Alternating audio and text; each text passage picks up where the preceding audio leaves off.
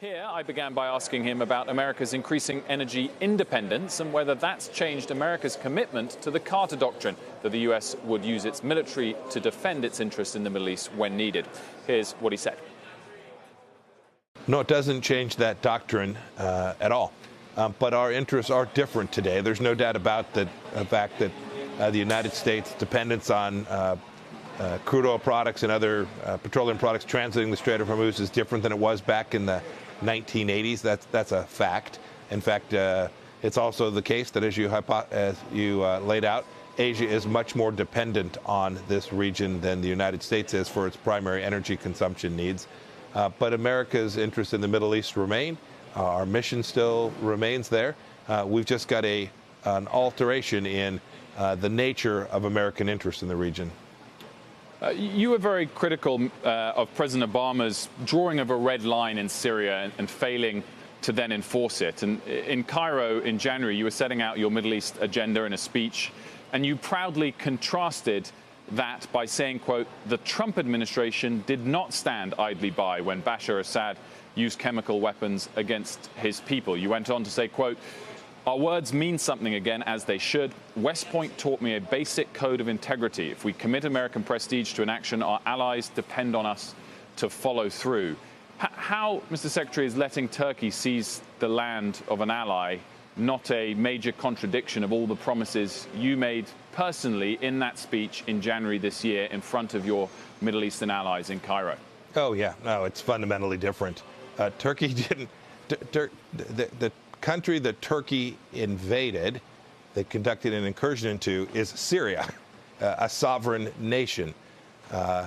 We worked with Kurdish friends, the SDF, up and down the Euphrates River.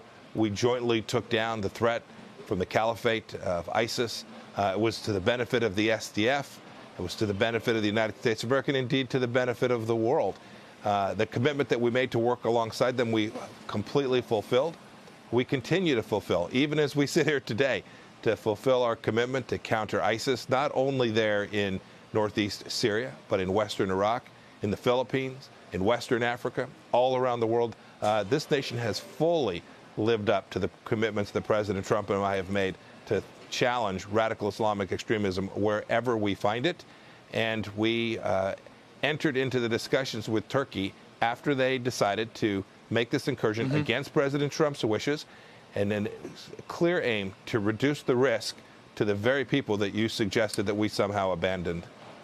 So the fact that the Kurds, who unquestionably have been an ally, but the fact that they are not a sovereign nation means that they can be sacrificed essentially in this way. At least their land certainly has been sacrificed, and certainly tens of their lives, probably hundreds of their lives, have been sacrificed. Well, the work that we did was very clearly aimed at exactly the opposite of that.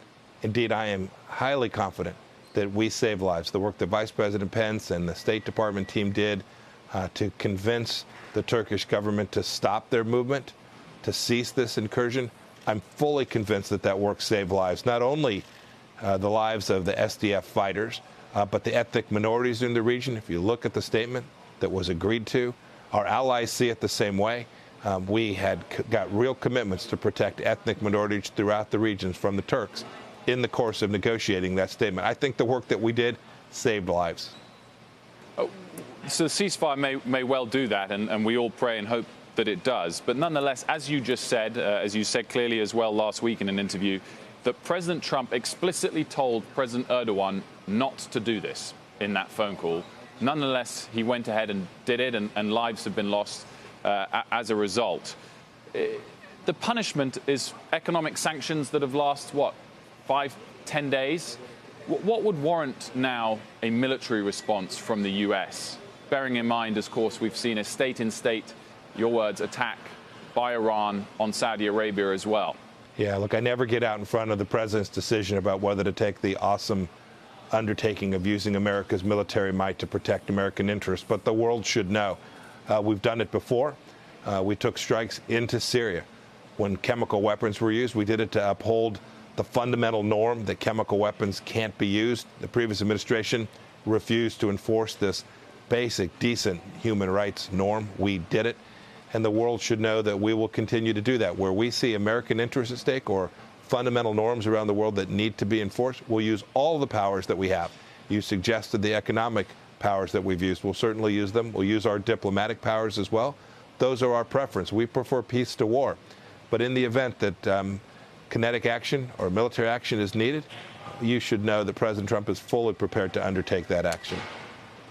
Turkey is, of course, a NATO member. They get lots of extra shared intelligence because of that. There is also around 40 or 50 NATO U.S. nuclear weapons housed in Turkey. How much do you trust President Erdogan personally? You know, I never talk about trust. I always talk about making sure that we work closely, that we use our diplomatic skills, that we verify everything. You should know we have a number of NATO partners that do things that aren't consistent with what America wishes we would do. We're partners in a NATO alliance. It doesn't mean that we always agree. Look, you've seen NATO partners take a very different approach on the JCPOA, the Iran nuclear deal. We think it's terrible. Three of our closest friends chose a different path. It doesn't mean that you break off a relationship or tear everything up. You work, you use diplomacy, you use the skills that you have, you use American power to try and get the outcomes that are in America's best interest while working with these important allies in all the other spheres where you have real, true, important overlapping interests. Mr. Secretary, you were on the infamous 25th of July call between Presidents Trump and Zelensky. You're on record of saying that you felt that call was, quote, wholly appropriate. If it is appropriate, have you therefore floated the idea of investigating Joe Biden to your counterparts as well, whether in Ukraine or elsewhere? Look, I was on the call. I'm on lots of calls with the President of the United States. I know precisely what it was we were working on in Ukraine. We were trying to reduce corruption. We were very focused on making sure that we provided the defensive weapon systems that the Ukrainian people needed to defend themselves against Vladimir Putin's incursion into the Donbass, into southeast Ukraine. Those are the things I've been focused on. Those are what I've spoken to my new counterpart, the new foreign minister in Ukraine, about. That's what we'll continue to be focused on. I'm very pleased with the work we've done. I'm pleased with what the new government of Ukraine is trying to accomplish, and we hope that together we can be successful. You mentioned you've been on lots of calls with the president. You also said in an interview on PBS on the 9th of October, quote, countries all around the world every day call me to try to get America to behave in the best way that's in the interest of their country. They try to apply pressure to me. So was the Trump-Zelensky call that you heard and the others you heard, in fact, the norm, not the exception, and that people should just accept that and get used to that's what diplomacy is like today? As recently as yesterday, I had a foreign leader call me seeking to apply pressure to the United States to get us to act in a way that was consistent with what they were trying to do. It's the nature of politics, of power, of foreign interactions, each country trying to act to deliver for its own people. That's what sovereign leaders are hired to do, brought on board to do. We do that with our friends. We do it with those that are less friendly to us. We work to achieve aims. It's often the case that these aims overlap. Where it is, we hold hands and work together. And where it's not, we find a path forward that's in the interest of the American people. That's what President Trump has consistently done. And if it's the norm these days, does that mean it's also not just these days. Right? It's not just these days.